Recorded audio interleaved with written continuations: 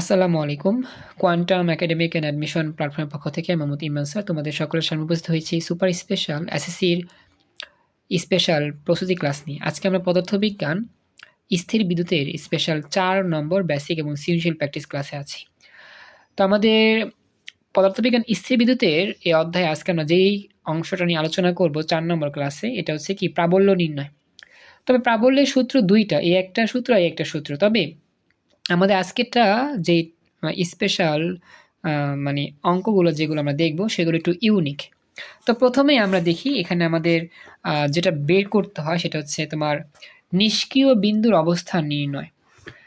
নিষ্ক্রিয় বিন্দুর অবস্থান নির্ণয় এটা বের করতে হয়, অর্থাৎ কোন বিন্দুতে আমাদের প্রাবল্য শূন্য হবে, তড়িৎ প্রাবল্য শূন্য হবে, এই সংক্রান্ত অঙ্কগুলো। তো আমাদের প্রথম যে প্রশ্ন এটা আমাদের আসে চট্টগ্রাম বোর্ড 19 সালে। কি বলছে দেখো, এ আর বি এর সংযোজক রেখা বরাবর কোথায় তড়িৎ প্রাবল্য সমান হবে। মানে এই যে এ আর বি এই দুইটা বস্তুর ঠিক মাঝখান থেকে যদি একটা রেখা কল্পনা করো, তাহলে এই রেখার কোন জায়গাতে আমাদের প্রাবল্য সমান হবে। এ বিন্দুর জন্য E1 প্রাবল্য, বি বিন্দুর জন্য E2 প্রাবল্য, এই দুইটা প্রাবল্য সমান হবে। এখন এই সংক্রান্ত অঙ্ক হিউজ পরিমাণ আসছে। তো এই ধরনের ম্যাথ সলভ করার জন্য তোমাকে চার্জগুলোর যে প্রকৃতি সেগুলো দেখতে হবে। মনে রাখবা, চার্জগুলো যদি ভিন্ন ধর্মী হয়, অর্থাৎ একটা প্লাস একটা মাইনাস, তখন আমাদের এরকম যেই বিন্দু বের করতে বলে, কোথায় মানে বিন্দু, কোন বিন্দুতে, সেই বিন্দুটা হবে বাহিরের দিকে। আমরা সবসময় ধরবো যদি আমাদের দুইটা বিন্দুর চার্জের মান বিপরীত হয়, একটা পজিটিভ একটা নেগেটিভ, তখন আমাদের যে বিন্দু বের করতে হবে যেখানে আমাদের তড়িৎ প্রাবল্য সমান হবে বা শূন্য হবে, তো ওই বিন্দুটা হবে কি এই এবি এর বাহিরে, মানে বাহিরের দিকে। আর চার্জগুলো যদি সেম হয়, দুইটাই মাইনাস অথবা দুইটাই প্লাস, তখন ভেতরের দিকে বিন্দুটা বের করব, বা বিন্দুটা হবে ভেতরের দিকে। এটা হচ্ছে মূল কথা। আবির কথাটা বুঝতে পারছো কিনা? ভিন্ন ধর্মী হলে বাহিরের দিকে বিন্দু হয়, আর একই ধর্মী হলে ভেতরের দিকে। তো আমরা মনে করি এ বি এর সংযোগ রেখার বাহিরের দিকে একটা বিন্দু আছে, সেই বিন্দুতে আমাদের প্রাবল্য দুটা সমান হবে। ওকে, এখন দেখো আমাদের চিত্রটা দেখতে ঠিক এরকমই হবে। তো মনে করতেছি ধরি এ ও বি এর সংযোগ রেখা বরাবর, যেমন এটা এ এটা বি, সংযোগ করলে এরকম হয়। এই সংযোগ রেখার বাহিরের বিন্দু ধরলাম এইখানে একটা বিন্দু পি বিন্দু, এই পি বিন্দুটা বি থেকে এক্স পরিমাণ দূরে অবস্থিত। খেয়াল রাখবা কি বললাম, এই পি বিন্দুটা বি চার্জ থেকে এক্স পরিমাণ দূরে অবস্থান করে। আর আমাদের এই এ বিন্দুর চার্জ থেকে কতটুকু দূরে, এই এ আর বি এর মধ্যবর্তী দূরত্ব হচ্ছে 3 মিটার। 3 মিটার বা সেন্টিমিটারে লেখা আছে কত, 300 সেন্টিমিটার লেখা আছে, কিন্তু দুইটা বস্তুর কেন্দ্র থেকে কেন্দ্রের দূরত্ব লেখা আছে 300 সেন্টিমিটার বা 3 মিটার। আর ডান দিকে যদি আমি এক্স মিটার একটা বিন্দু নেই, তাহলে এ বিন্দু থেকে দূরত্ব হবে 3 প্লাস এক্স মিটার, মানে আমাদের 3 প্লাস এক্স মিটার সামনে।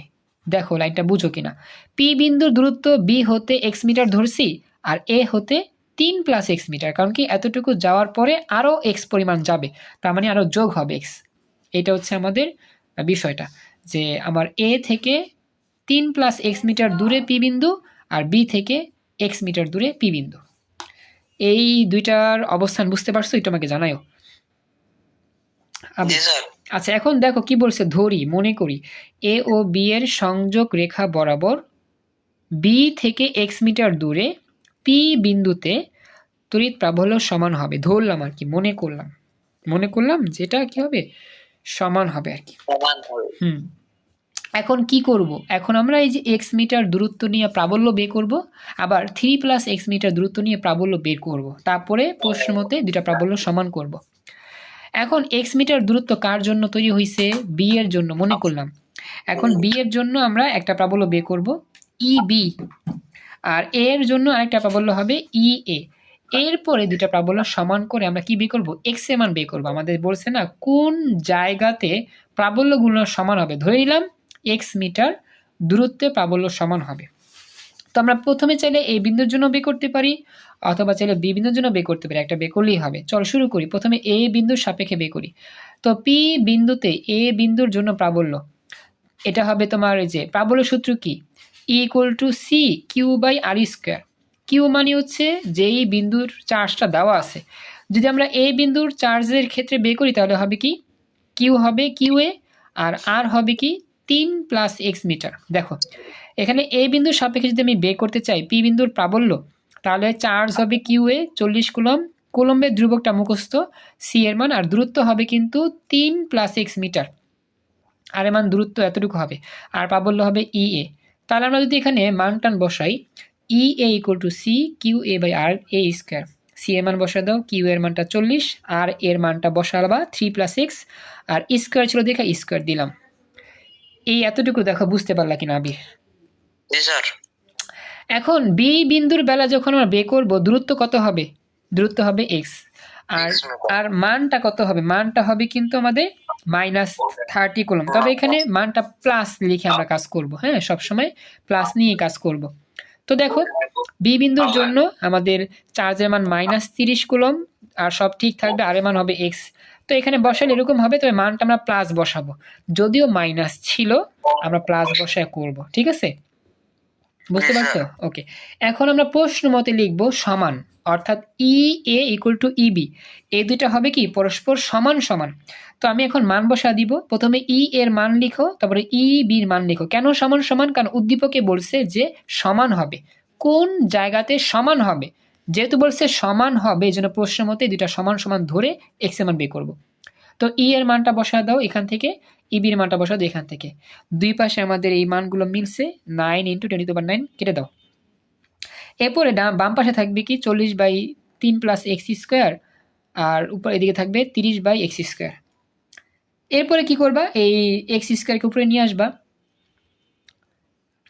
মানে একটু ইয়া করবা আর কি, এক্স স্কোয়ার উপরে 40 নিচে, আবার হচ্ছে গিয়া উল্টা দিলাম, হরকে লব লবকে হর, তাহলে 3 + x whole square by x square, উল্টা পাল্টা করবা, গুড। তারপরে দুই পাশে বর্গমূল করবা, কারণ বর্গ যেহেতু আছে বর্গমূল করলে এরকম আসবে।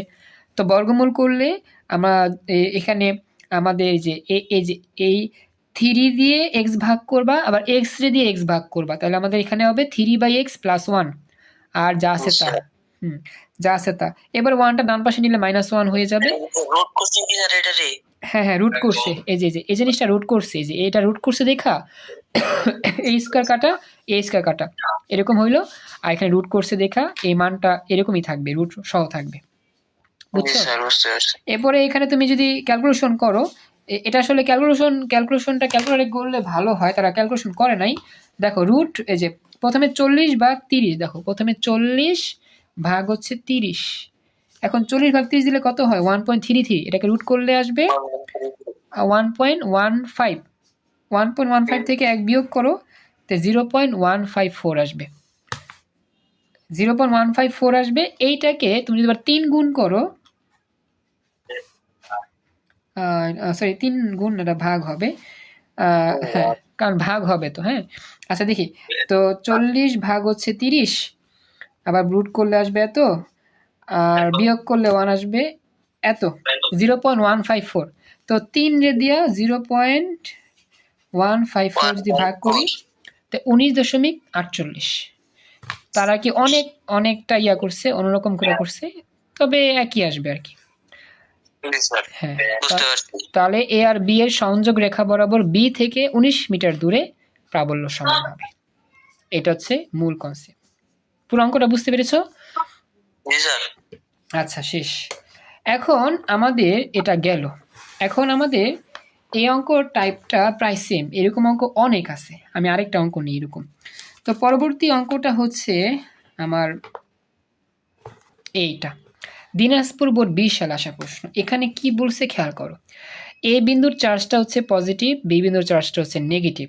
বলতেছে চার্জ দুইটির সংযোগ সরলরেখা বরাবর নিরপেক্ষ বিন্দুর অবস্থান নির্ণয় করো। নিরপেক্ষ বিন্দু মানে যেই বিন্দুতে প্রাবল্য যোগফল 0 হবে, কি বললাম, যেই বিন্দুতে মোট প্রাবল্য 0 হবে।